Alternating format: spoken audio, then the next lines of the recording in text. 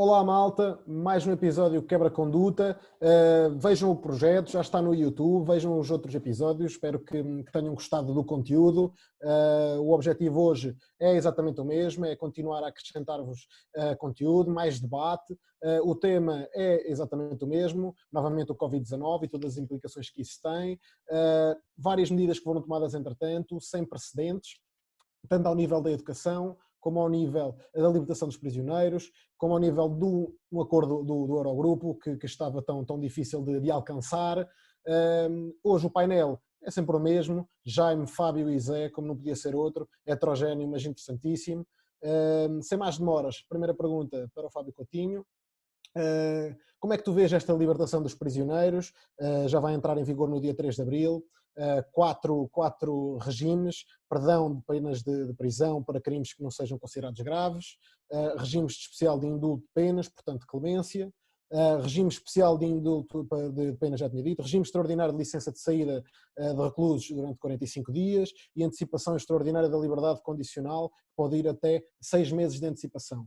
Como é que tu vês isto tudo? Achas que é uma medida sem precedentes, é uma medida que pode ajudar no combate à propagação do Covid-19, ou achas que estamos a caminhar para uma anarquia e isto só pode complicar, tanto ao nível social como ao nível económico? Como é que tu vês esta medida? É curioso ter sido aprovado pela esquerda, teve a abstenção do PAN, que é um partido não teve a ideologia, é um partido de causa, e teve o chumbo da direita. Se nós olharmos, são cerca de 2.000 reclusos que se encontram neste tipo de situação. E só agora, com este surto que surgiu, é que houve a preocupação de as celas estarem sobrelotadas e não terem grandes condições para abranger tantos reclusos. Isto aqui deve sobretudo à incapacidade do Estado. Encontram-se sobrelotadas porque há crimes que são crimes leves, não são crimes assim de grande impacto, como aqueles que tu há pouco falaste que estão excluídos deste regime, que se calhar têm uma pena muito grande para o contexto. Portugal, para este tipo de crimes, aplica uma pena de 3 vezes superior à média europeia. E também notamos que não há condições para as prisões, basta olhar para aquele episódio de Paços Ferreira, que foi um episódio um pouco extremo, mas nota-se que há prisões que não estão preparadas para ter tanta gente, e é também importante ver que estes reclusos que têm penas inferiores a 2 anos estão lá dentro porque não têm dinheiro para pagar a multa, porque quem está nesse tipo de regime geralmente é porque não pagou uma multa. Vão ficar apenas para cumprir, como é evidente, e isso aí se calhar não estava enquadrado com a lei. Vão para casa sem pulseira eletrónica porque não há capacidade para dar uma pulseira eletrónica a todos os reclusos e não se sabe se vai ser ou não a melhor opção para tentar abrandar a propagação do vírus. Mas eu gostava agora de fazer uma referência a um suspeito do costume, André Ventura, que na sexta-feira passada, dia 3, veio dizer que com este sistema o Armando Vara podia pedir para sair da prisão. Ou que depois foi-se ver na lei que o Armando Vara não está abrangido por 2 artigos. Um que diz que são apenas só de 2 anos e o Armando Vara tem uma pena de 5. E altos funcionários públicos não estão abrangidos nesse tema. Portanto, 2 aspectos negativos e o menos só dá mais na matemática. Também foi curioso na Assembleia da República ter sido o CDS a propor que os reclusos que estão na prisão por terem agredido forças armadas ou guardas prisionais devem estar excluídos neste processo. E bem, e admiro-me como é que foi o Chega a chegar com essa proposta, porque tanto defendeu os polícias. E mais, na Assembleia da República, o André Ventura diz à Ministra da Justiça que os violadores podem vir para a prisão. E ela disse que não, houve uma bancada que começou a gritar mentira, mentira, não foi a Joacim Caetá Moreira, foram deputados inscritos de partidos da esquerda, mas feita agora uma reflexão geral do assunto. A panóplia dos grandes crimes está excluída, o que era importante, e acho que o Estado pode estar a ter uma atitude humanista, mas o fim, os meios não foram os mais adequados para este fim. A ver vamos, Fábio, levantaste aí questões muito pertinentes. Houve claramente a necessidade de criar bastantes reservas e bastantes cláusulas sob o ponto de vista dos crimes que os reclusos cometeram. porque, como é óbvio, não podíamos colocar cá fora, e eu lembro-me perfeitamente ontem, ao dizerem que os homicidas e os pedófilos não estavam abrangidos por esta alteração, e fazia todo o sentido, entre outros. Zé, querias comentar? Sim, eu não queria comentar, só queria deixar uma chega que me parece importante, que é esta medida não visa só proteger os reclusos, pelo lado em que nós temos falado, nós temos ouvido muita gente a falar pelo lado dos reclusos, mas é importante salvaguardar e dizer também que esta medida também protege os guardas prisionais, não é? Que são funcionários, que são pessoas normais, não é? Que não cometeram nenhum crime e que e depois por outro lado, estando neste local e estando local em sobrelotação, estão mais propícios ao vírus, não é? E acho que isso é um dado importante que também visa proteger os guardas prisionais, esta medida. Claro, justamente, é preciso pensar neles também. Fábio, diz-me só outra coisa, como é que tu vês a prisão domiciliária do criador daquele grande problema do futebol que foi os Gmails e tudo o que a isso diz respeito, o Rui Pinto? Eu acho que isto aqui acaba a ser um pouco hipócrita, não é? Porque quando ele revelou dados do futebol e mostrou-nos que o campo de futebol aponta 90 minutos nos holofotes, não estamos a olhar para isso, mas o que se passa pelas sombras mancha esse desporto que tinha tudo para ser bonito e que a pouco e pouco está a cair na decadência. Quando ele revelou certas coisas que punha em causa o fair play financeiro e a verdade esportiva, colocaram na prisão por acusações de diversos crimes.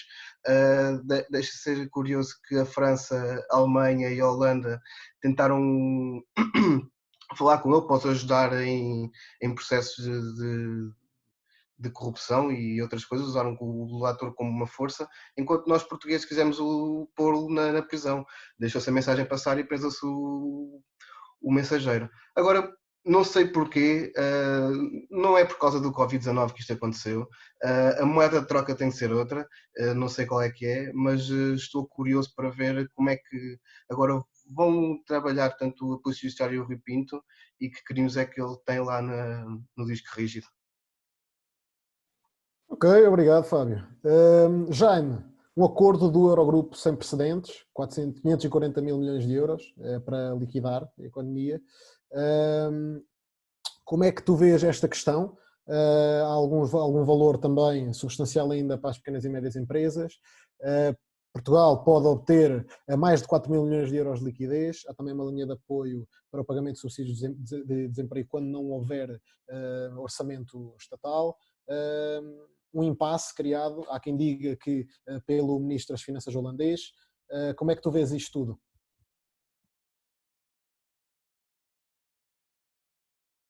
Tens que ligar o áudio, tens que ligar o áudio. Ora, gostava de deixar só uma nota relativamente ao caso do Rui Pinto, porque acho que temos vindo a assistir também a um grande branqueamento da imagem dele pela defesa dele e por certos políticos e imprensa e tudo mais. Na verdade, ele não é nenhum whistleblower na verdadeira acessão da palavra, porque ele foi preso não por ter revelado informações, mas por estar a roubar informação para fazer chantagem a diversas pessoas ou vendê-la a outras instituições ou pessoas. A suposta revelação de informação da parte dele só começa depois de ele já estar preso, portanto o interesse dele não era certamente o bem público, mas sim o aumento dos seus ganhos pessoais.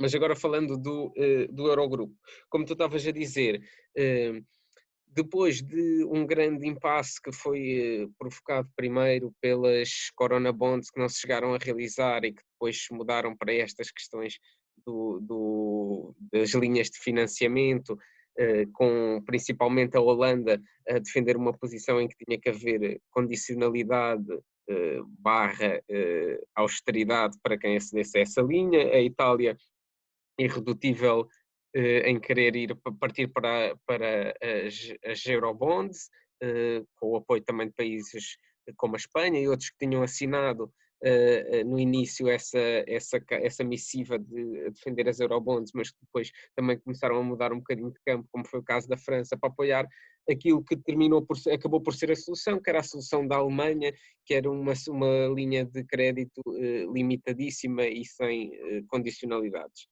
Portanto, estamos a falar de 500 milhões de euros disponíveis imediatamente, mais um fundo de relançamento que ascenderá a 1 bilhão, ficou de fora qualquer condicionalidade.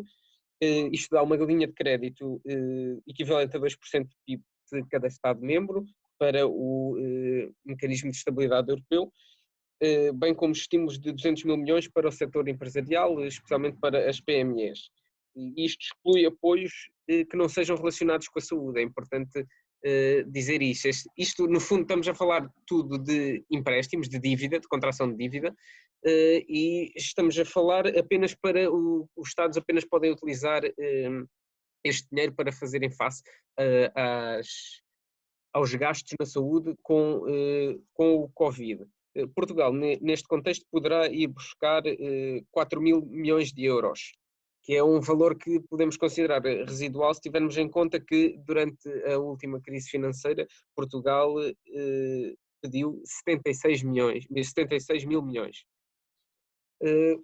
Noto ainda a posição do nosso ministro Mário Centeno, que preside também este grupo e que se colocou claramente desde o início ao lado da Alemanha, defendeu esta solução alemã, a meu ver, com grande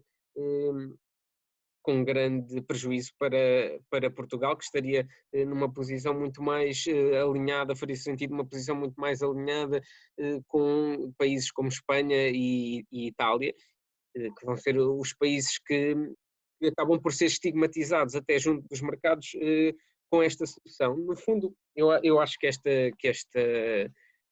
solução encontrada pelo Eurogrupo e neste caso sabemos que tudo isto ainda é muito incerto, como é óbvio, e tudo isto ainda vai ser sujeito à aprovação pelo Conselho Europeu.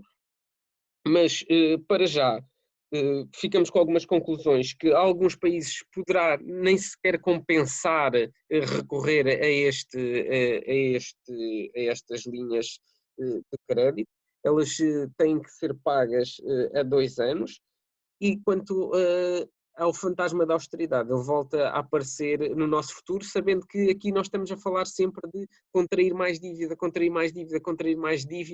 e ainda por cima numa lógica de cada um por si, que vai ainda colocar os países periféricos, Portugal, Espanha, Itália, Grécia, em condições que se vão assemelhar muito às da última crise, não é? Das dívidas soberanas.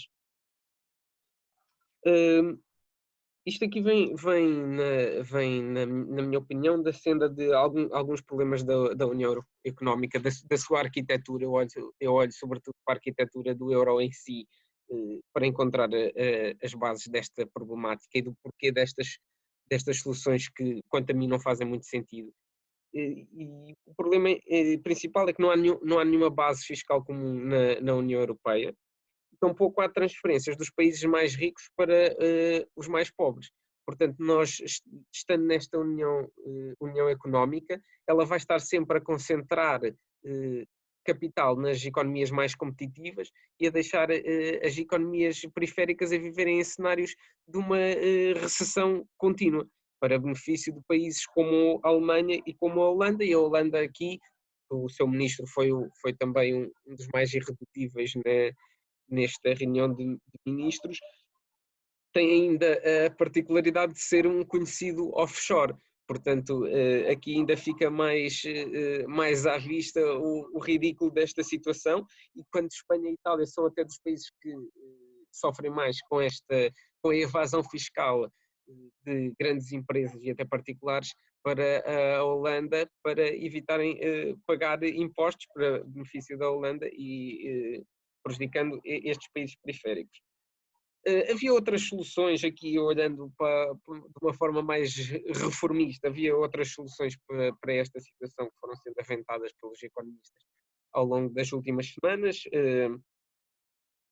o rendimento básico incondicional, portanto a atribuição de dinheiro aos cidadãos europeus ou transferências da própria UE, isto tanto poderia acontecer, por exemplo, pelo meio de Estado Social para as pessoas mais necessitadas, como para os países periféricos. Isto poderia acontecer como forma da emissão de dinheiro, da emissão de decorrência no chamado dinheiro helicóptero.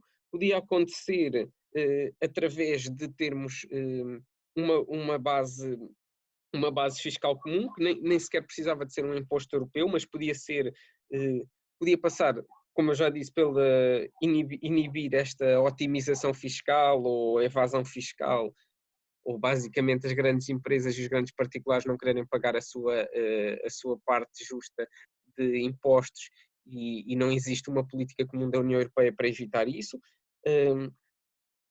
Poderia haver impostos sobre vendas e não sobre lucros para permitir resolver em parte este problema, ou taxar, por exemplo, empresas como o Facebook e o Google que retiram valor de todos os países e não pagam impostos.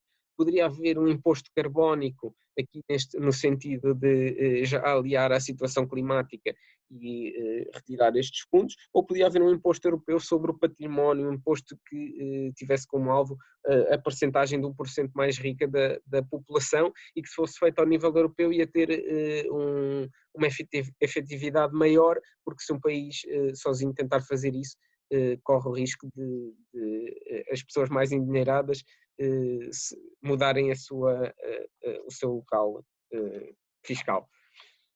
Eu acho que no fundo isto aqui, esquecendo agora esta parte mais reformista e olhando até de uma forma mais filosófica e dialética, acho que esta crise no fundo vem pôr a nu as insuficiências ideológicas do capitalismo e essencialmente do neoliberalismo. Na minha visão, uma sociedade baseada no consumo cria uma economia fictícia que agora se vê confrontada com a realidade, naturalmente entra em crise, porque se nós atentarmos nesta crise, o que nós estamos a falar é o que houve só foi a diminuição do consumo, que tem que ser perpétuo na roda capitalista, porque não houve infraestruturas afetadas, não houve falta de matérias-primas. O que nós estamos a falar aqui foi só de um período em que as pessoas não estiveram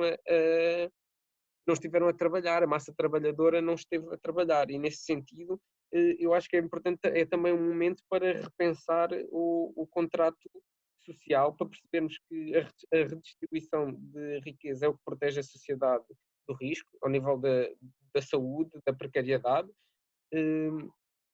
Temos uma percepção também do valor do trabalho e dos trabalhadores não essenciais que nos pode levar a repensar de facto como é que havemos de atribuir valor a cada membro da sociedade, para não nos basearmos apenas numa atribuição de valor atual que é feita através de lógicas de poder.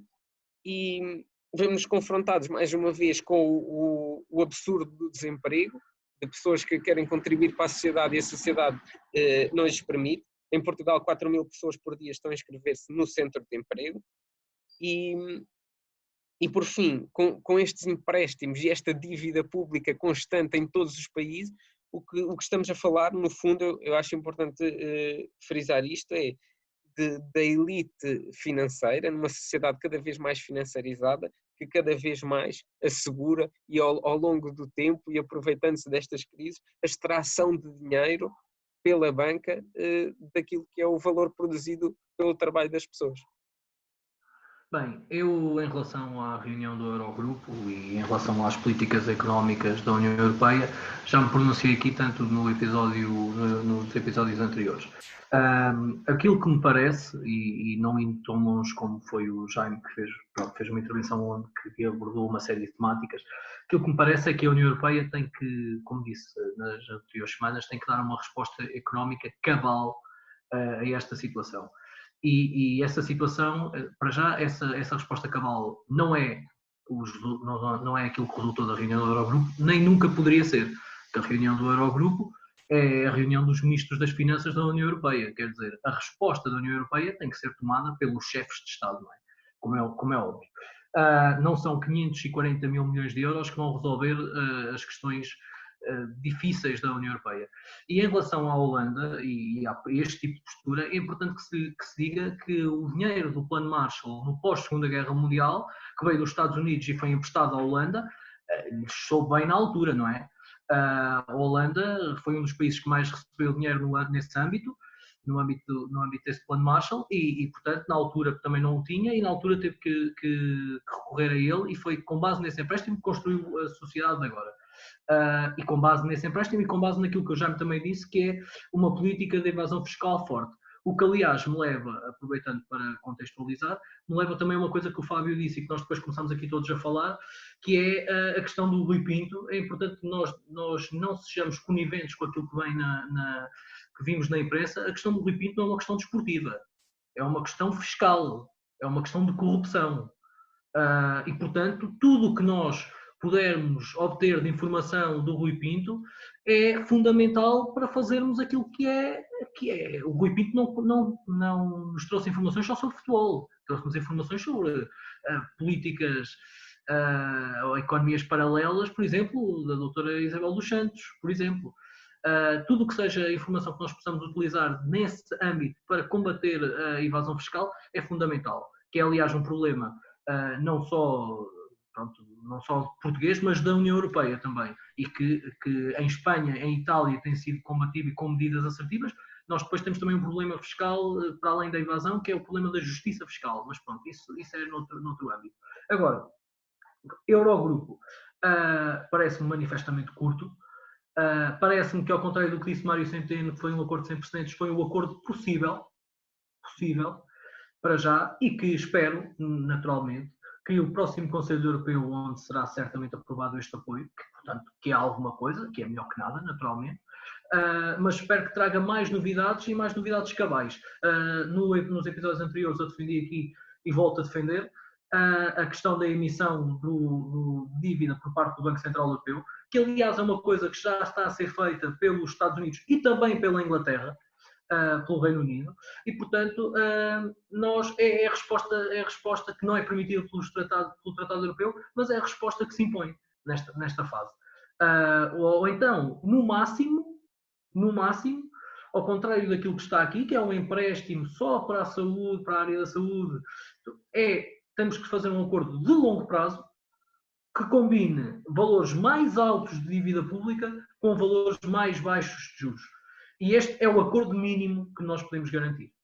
Que pode garantir a resposta mínima que é possível, que pode permitir não ter danos tão dramáticos para a nossa economia. Este parece-me ser o mínimo do qual nós não podemos abdicar.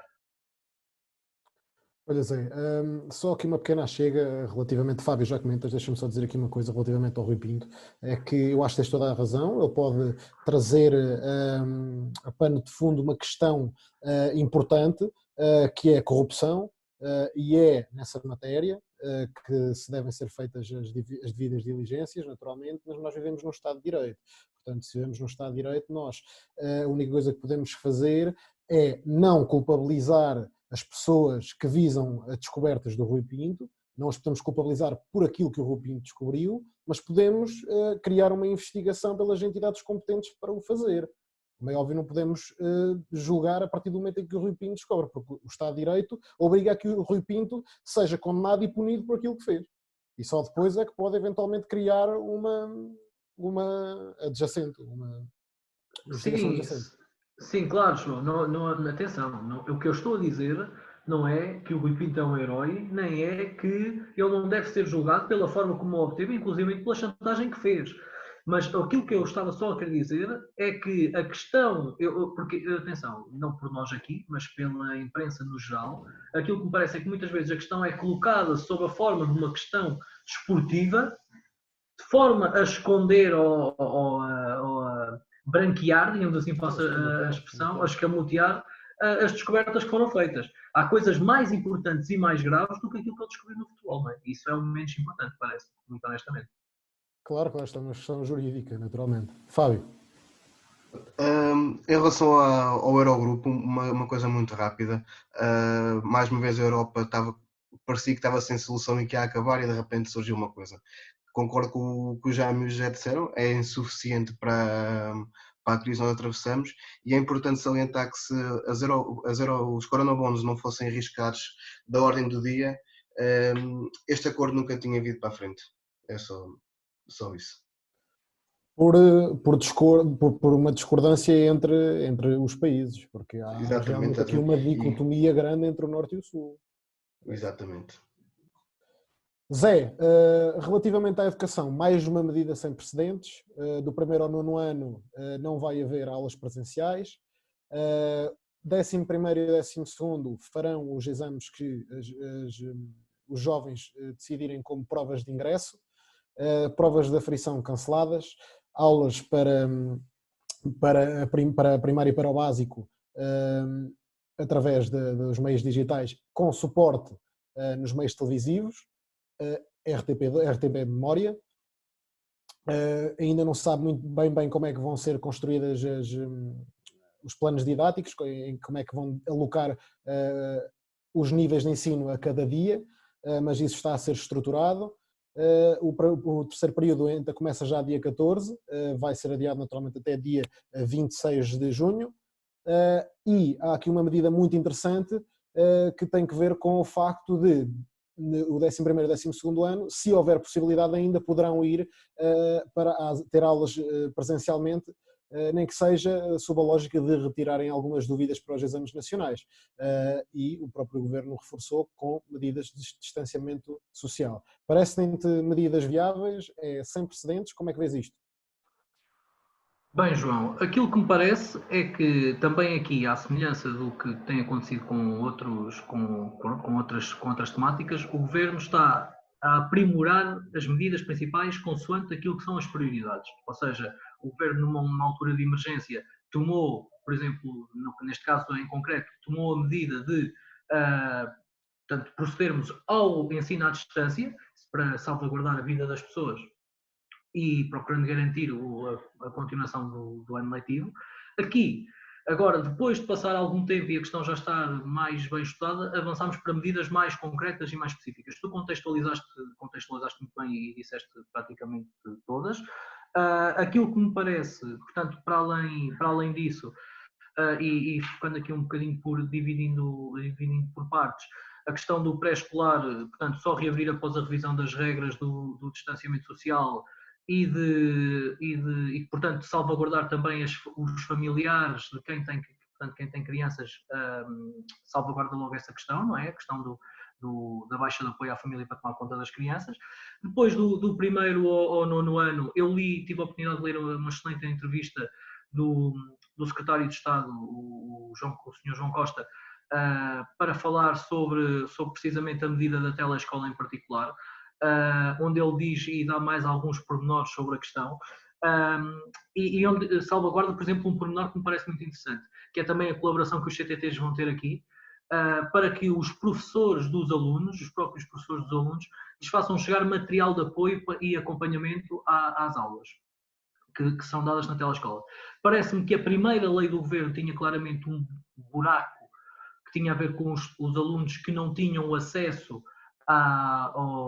portanto, à internet, e, portanto, a telescola vem combater ou pelo menos complementar essa necessidade que, entretanto, foi identificada.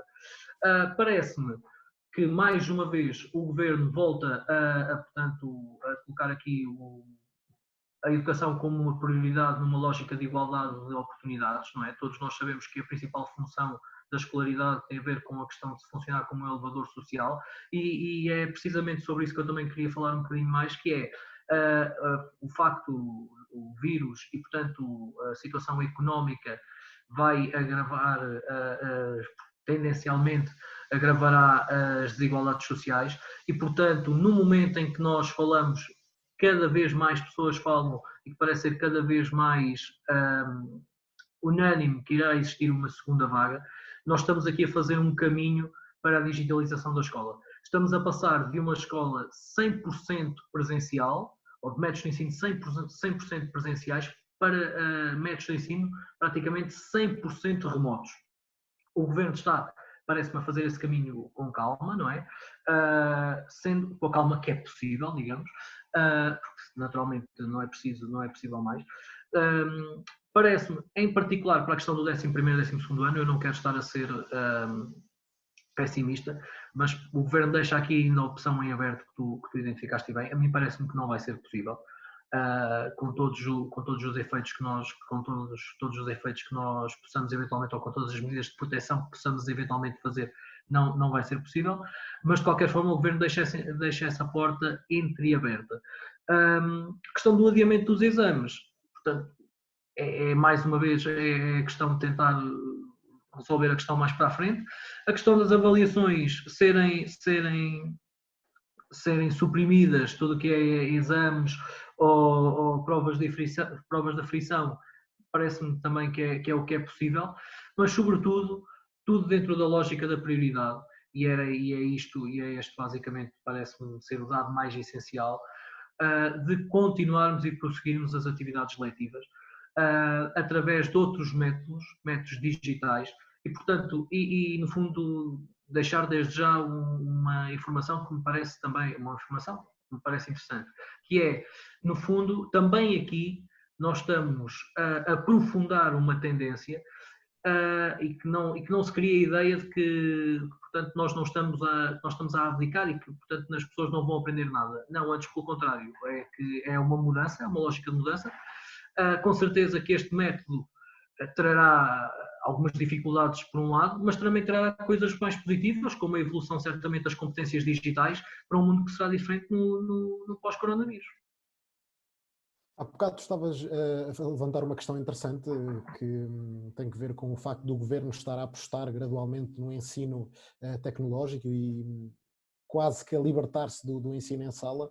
Não achas que isto é uma espécie de imitação, aquilo que eu por acaso também vivo, que é o ensino, o e-learning? Não achas que é uma imitação muito, muito barata daquilo que é o usufruto da aprendizagem em sala? Porque eu sou-te sincero, acho que sou muito apologista da ideia de que sem discussão não há aprendizagem, e nós somos todos muito sinestésicos, pelo menos as pessoas das ciências sociais e humanas, e precisam de olhar-se, ou precisam de sentir que a discussão está a colher frutos, precisam de sentir que tudo aquilo que estão a dizer está a ser compreendido. E há outra questão também muito importante, que caminha a par com esta, que é, nós fazemos um esforço duplamente maior para estarmos atentos à frente de um computador. É muito mais difícil, a minha opinião é de que realmente este método não é de todo eficaz, é apenas e só uma pálida alternativa que não teria, para mim, a meu ver, grande futuro, porque nós precisamos realmente de estar uns com os outros, e a discussão gera-se num terreno em que as pessoas o possam fazer, a olhar umas nas outras, a perceber os gestos, a sentirem que as pessoas estão a perceber o que estamos a dizer, com vontade de contra-argumentar. Esta é a minha opinião. O que é que tu dizes sobre isto? João, aquilo que eu digo é que nesta altura o governo está a trabalhar na solução que é possível, não é? Portanto, esta é que é a lógica. E acredito que de futuro o governo trabalhe numa solução não de substituição, porque o ensino em sala não é substituível, mas complementar.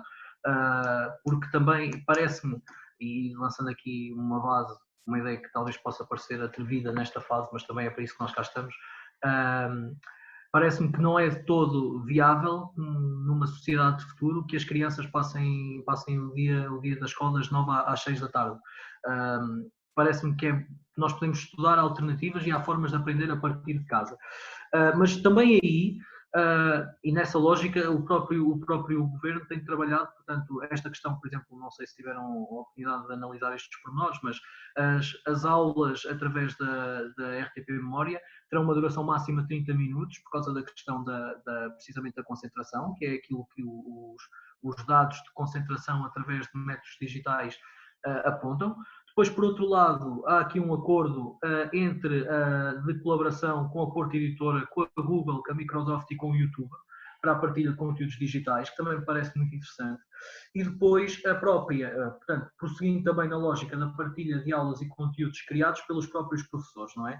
Depois, parece-me, aqui outra coisa que me parece interessante, é que o Governo está desde já a trabalhar e eu tive a oportunidade naquela entrevista que há bocadinho falei também de ver isso, o governo está a trabalhar aqui no método, ou no próximo ano letivo, existir um método de recuperação e compensação por aquilo que foi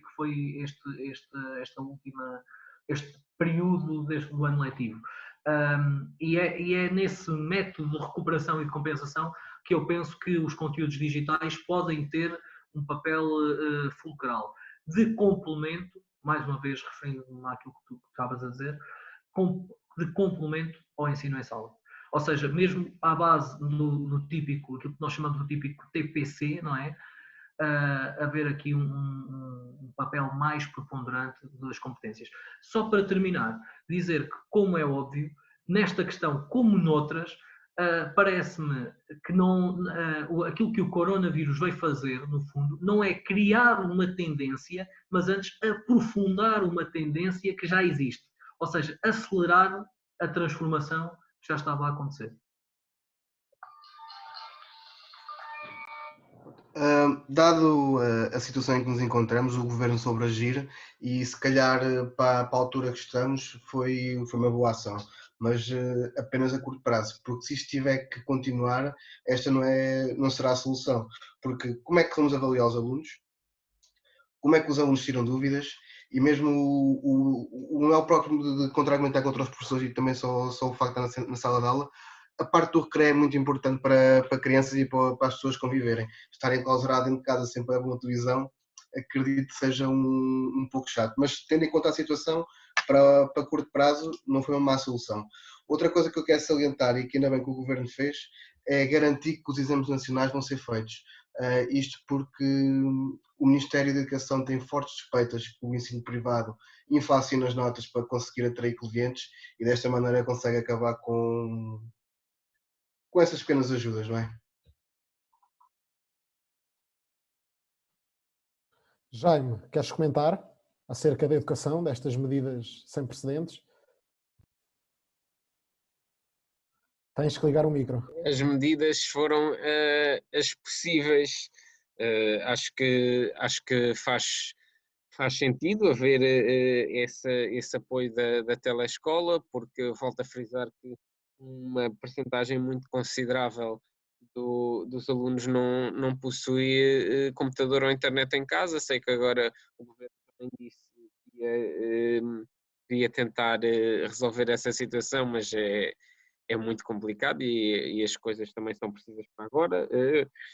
Muitas famílias estão a ficar esgotadas também por terem ao mesmo tempo que estar em teletrabalho, os dois pais ainda terem que cuidar dos filhos e apoiá-los dentro da lógica escolar. Isso depois vai produzir também efeitos perversos de desigualdades sociais e de pontos de partida diferentes dentro da escola entre os alunos que pertencem a backgrounds culturais e sociais diferentes.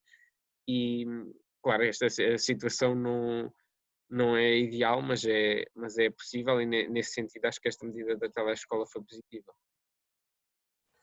Ok, todas as medidas são de facto as possíveis, insuficientes ou não, veremos, tanto ao nível da economia, como ao nível da educação, como ao nível da inclusão pós-reclusão, que foi aquilo que também discutimos aqui um pouco. Vamos ver quais é que vão ser as consequências disto para o nosso país e para o mundo, para a Europa e para o mundo, e cá estaremos nós para continuar a discutir estes temas tão interessantes.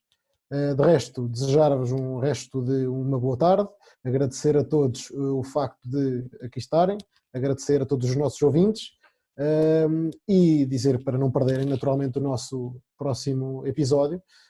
Vou passar aqui a palavra, que está cheio de vontade de falar, o Fábio Coutinho. Querem apresentar as suas notas finais? Vou deixá-lo dizer. Diz o que é que trouxeste para nós, o Jaime e o Zé também dirão. Epá, tu falhaste, pá. Havia agora aqui esta rubrica e não tinha ser eu a dizer isto, agora parece que sou eu que quero falar à bruta. Apresenta lá o projeto em condições, se faz favor.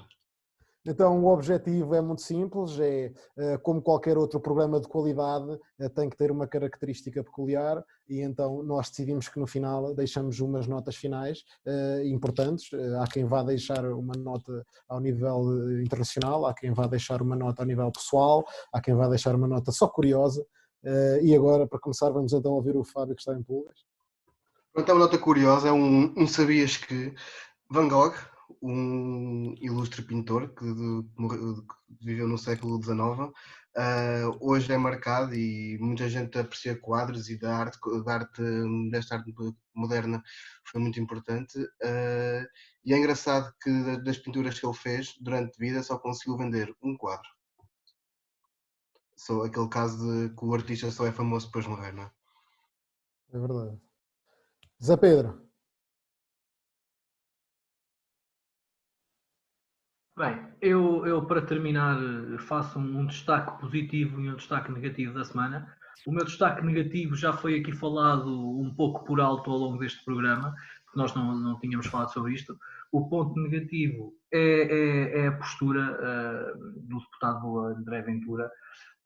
Nós falámos sobre a questão do Armando Vara, que foi comprovado que é mentira, mas não satisfeito, esta semana, na sexta-feira, voltou a fazer a mesma coisa com a questão dos crimes por pedofilia e por homicídio.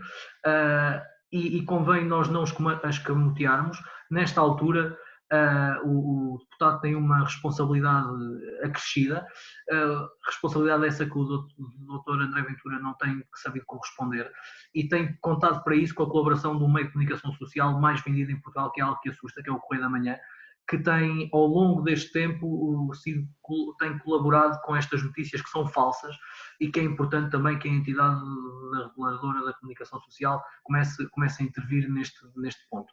Já para não falar da necessidade de os eleitores portugueses penalizarem este tipo de postura já nas próximas eleições, parece-me.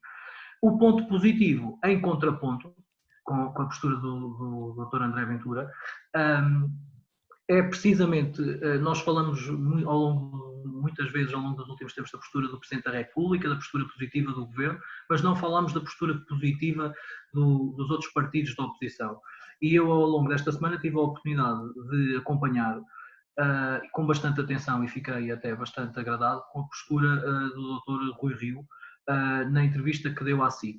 Acho que nós estamos numa altura em que tanto o Governo como a oposição necessitam de encontrar medidas e pontes que coloquem em primeiro lugar os interesses de Portugal em vez dos interesses dos partidos e das politiquices, ao contrário daquilo que nós tantas vezes vemos, infelizmente. Só para acrescentar uma coisa, tu disseste do André Ventura e do Correio da Manhã. Infelizmente não é só o Correio da Manhã, é o Facebook e outras redes sociais que estão carregadas de informação, mas deixam muita gente mal informada. Jaime, o que é que nos tens a dizer? Eu não sei se vocês viram, mas o Mário Machado disse que não ia dizer quem é que já tinha pertencido ao grupo dele e que tinha se transferido para o Chega quando começou a ganhar alguma visibilidade. Portanto, isto começa a ser no mínimo preocupante. Jaime. Relativamente à minha nota final, eu proponho-me a deixar aqui uma notícia que passa fora do radar. O corpo de Zezico Rodrigues Guarrara, um dos líderes indígenas no Brasil, foi encontrado assassinado junto à sua aldeia com marcas de tiros. Trata-se do quinto assassinato neste povo só desde novembro. Esta situação começou a acontecer um pouco por todo o Brasil, junto das comunidades indígenas, desde que Jair Bolsonaro é presidente. Os madeireiros e os criadores de gado sentem-se legitimados e impunes quando abrem fogo sobre comunidades indígenas que com as suas vilas se colocam entre eles e os lucros da destruição do património natural brasileiro. E pronto, a minha nota final tem que ver com o seguinte: o Jair Bolsonaro disse que com o historial de atleta dele, provavelmente o coronavírus não o ia afetar. Acho que não há melhor nota do que esta. E é assim vai a nossa realidade política internacional.